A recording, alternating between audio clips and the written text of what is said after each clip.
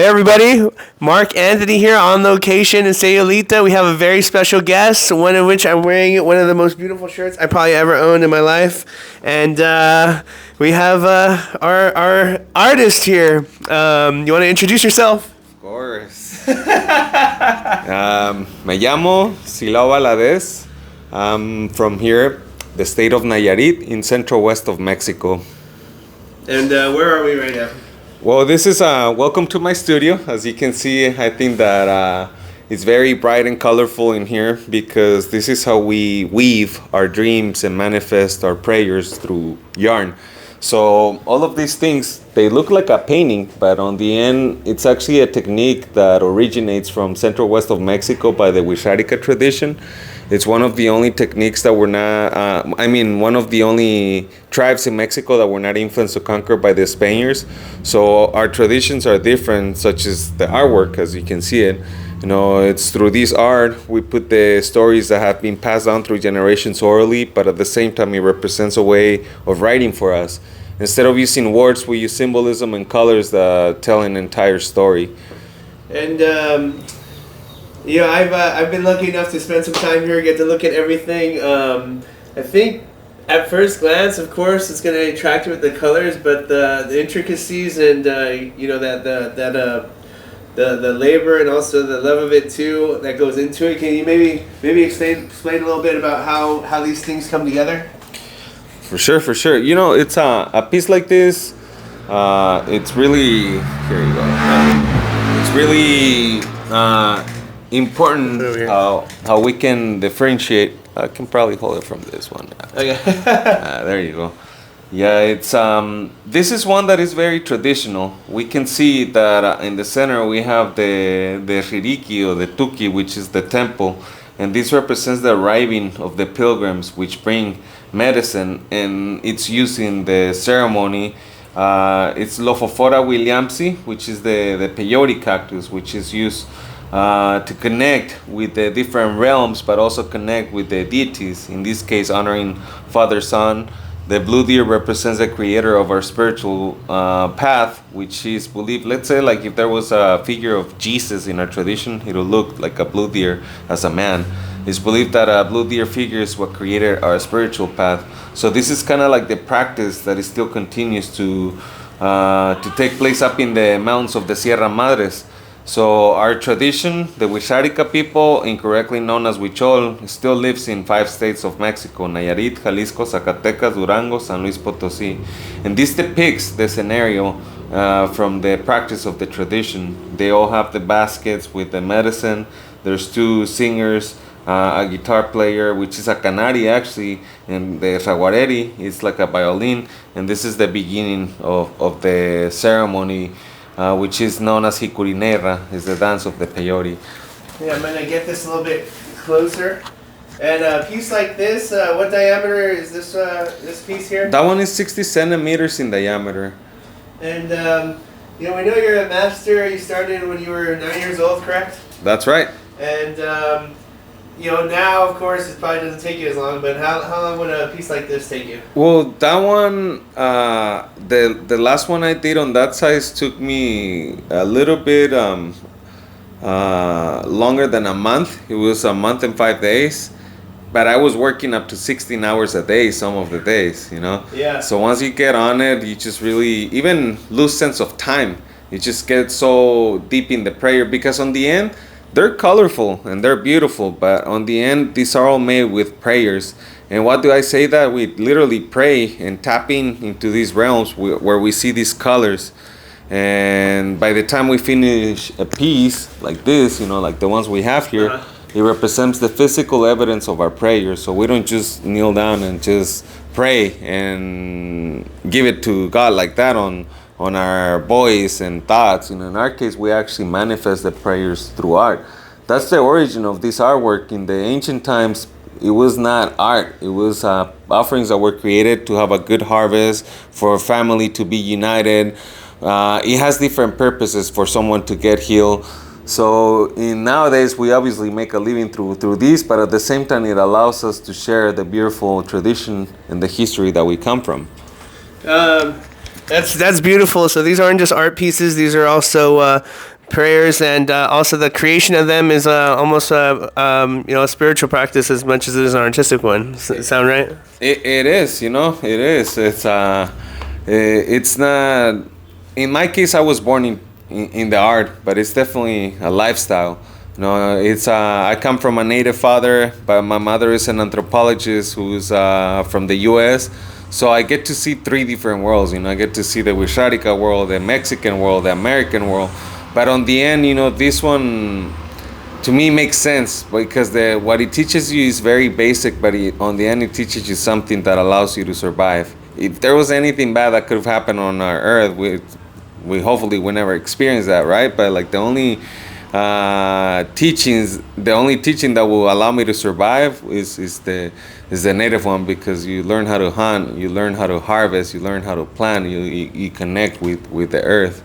So it's definitely a lifestyle, which is also a pretty big commitment, because you gotta be connected somehow to the tradition. But yeah, I didn't want to bring up this point because your father was an artist. He was the one that kind of taught you everything. Is that right? That's right. My father taught me when I was like at the age of 9. But he's been doing it for over 50 years. He still does it. He's known as a living legend. He doesn't see as well, so he doesn't do it as often now. But he's working really hard. And in my case, I will be a fourth, fifth generation yarn painting artist, because I say fifth because that's the one that I'm developing. And it's also some great artists that are family members, but at the same time, it's something that runs in the family as well. We come from a family of musicians, artists, and healers. Yes. And this was one thing I also wanted to bring up as well, is because the style that I see you incorporate versus your father's, it seems like you're still doing the same practice, right? The same traditional artwork and intentions and offerings, but yours kind of has a little bit more modern flair to it. The colors seem a little bit different, the shapes. What would you what do you how would you interpret that? Am I missing something? Am I making this up? What do you think? No, in fact, I guess I've been lucky that even if however I painted it, it's the family name, it's heavy when it comes to the art technique. So luckily I learned by using my father's style, but at the same time, he puts it on a really good way. It's like, that's your craziness, What I paint, literally, even said by my father, is my own craziness, and it is true, because I come from a very rich tradition, and I learned so much from it. But at the same time, I also have traveled the world, and our life is very psychedelic and connected to power plants as well. So, but our tradition works mainly with Lophophora williamsi, which is the peyote cactus. And I also, in my life journey, I have worked with different medicine men that practice through the mushrooms, through yahe, through other power plants. And that's how I have been able to incorporate kind of like new shapes, patterns, colors, but on the end the stories are the same. It's like it's like your writing doesn't look like mine, and that's exactly it in the art. It's like we tell the same story, we just kind of like write it with our own letters. Yeah. I had one question here, if you could help me out with it before we go, is your craft is different. But everybody's kind of similar in one way or the other. That has always been my founding principle with business. And I also learned my own business, mortgages, through my mom. So, but the way that I did it, and then my grandpa was in real estate, and also my uncle, and so a lot of people, and they all say, hey, this type of work is done this one way, right? And I've been known to, or like at least a lot of people know me because I don't follow that traditional path at all, and we also don't want to, right? We want to be remarkable, and I just want to know if you got any pushback on the way that you practiced your craft or anything, and how did you end up navigating to find your own voice when you're, that fourth, fifth generation? It could have been easy to try and just follow what's already been done. Well, it's on the end. I think that it's very important we just become aware that the life that we're living is our own, and there's tradition. I respect it. We practice it, but at the same time, I'm not limited to just be that. It's I'm also, even though my family, if you see, like, my father can hardly use his cell phone, and I do a lot of work through my computer, not just email responding, but I actually work a lot digitally too. So as an artist, I don't just practice this is what I'm known for in the world, but like on the end, I practice digital artwork. Camisetas también. Yeah, it's, I don't just stick with, like, I try to use one of the big things, because it's I've been lucky and fortunate in life that this allows me to have a good lifestyle. But now, since things have gone very well in my life, it got to a point where I have 4 years of commissions. Like, it was like the waiting list was like at least 4 years, and it got overwhelming at some points. But now, it's mainly for like collectors, because these pieces are not even, they're no longer that affordable. But a lot of people like the image. So in the end, I was like, I gotta create clothing. I gotta create like other ways how people can actually honor the image as well without owning an original piece. And now I'm not even selling my originals. I have my apprentices now. They produce the work, and I do the exhibits and feature their work through my exhibits. So you just gotta learn the game. We live in a modern world, and it's important that we know how to incorporate economics in our lifestyles. And also, I do art, but we met through real estate, so it's one of the other things I'm also doing in life. In Mexico, mainly in Nayarit, Sinaloa, it's where we can be helping out when it comes to that matter of real estate. Yeah. So it's been a fun journey, that's for sure. But this is my life. This is what I was born to be doing. But at the same time, I love to. I'm addicted to learning, and sometimes we have to also dislearn, because as we're raised, we come out with patterns, that we probably didn't even need, and we need to detach from those things to be able to evolve.